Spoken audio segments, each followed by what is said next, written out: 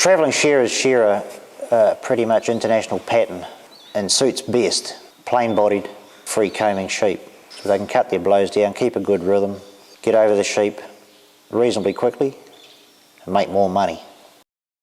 The modern plain-bodied sheep that's Nigel and Kate Kerin sheep are a good example of is the sort of sheep that suits the modern pattern of shearing. So therefore your travelling shearer can come in and he can adapt to these sheep a lot more quickly than he can a heavy-skinned wrinkly sheep. It's all about earning money at the end of the day, and there can be 10, 12, 15 sheep a run benefit to a shearer of shearing big open, plain, free combing sheep. So there's at least $100 a day in it between good shearing and not so good shearing sheep. There's a lot less skin cuts in these plain-bodied sheep. There's less pieces, ribs, less shanks that need taking out, and they're often clean around the breech.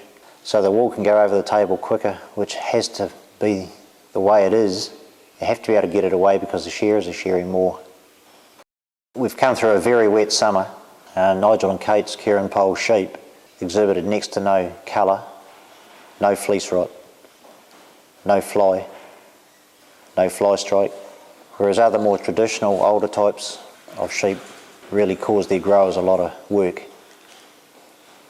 Other sheds had a lot more colour, bright colour in their wools, lower yielding wools. With many job options available today, people just don't have to go and work in wool sheds. They've got to want to work in wool sheds. Therefore, the sheep have got to be suitable for shearers, the conditions suitable for shearers, safe, hygienic, decent toilets and facilities to keep people in the game. It's becoming a big issue.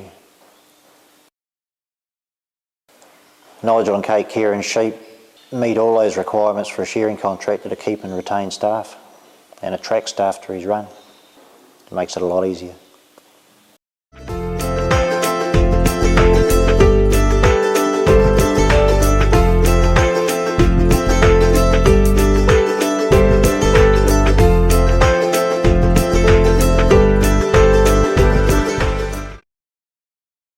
Well, 22 nations in the world shear sheep. Most of the developed countries have a lot less sheep now, so shearers are having to travel more. And the Northern Hemisphere shearers won't come to Australia. They can't handle Merinos. They'll go to New Zealand and shear there. The New Zealanders are quite reliant on UK shearers to get through their season in the summer.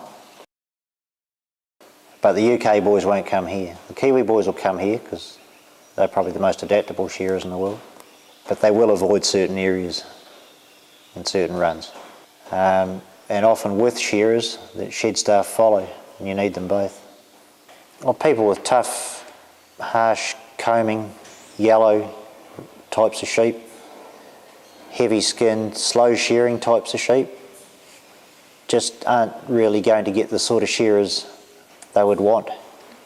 Those sort of sheds will be left to the end of runs or when the shearers come free from other areas, because shearers do travel a lot between areas to keep working.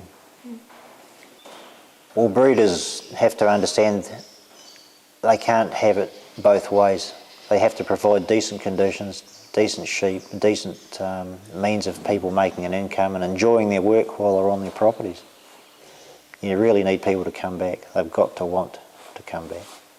And that's the biggest message. There's not enough young Australian people who will put up with crap conditions when they could go and work anywhere, even in reconstruction in Queensland or in trades, huge demand, mines. They don't have to stay in our industry. The best you can hope is that some stay 10, 15 years in the industry and get out, but the others have to see a clear passage, clear pathway to come through and better themselves. You just can't go down the pub and fill your teams up. There's not the people in the towns.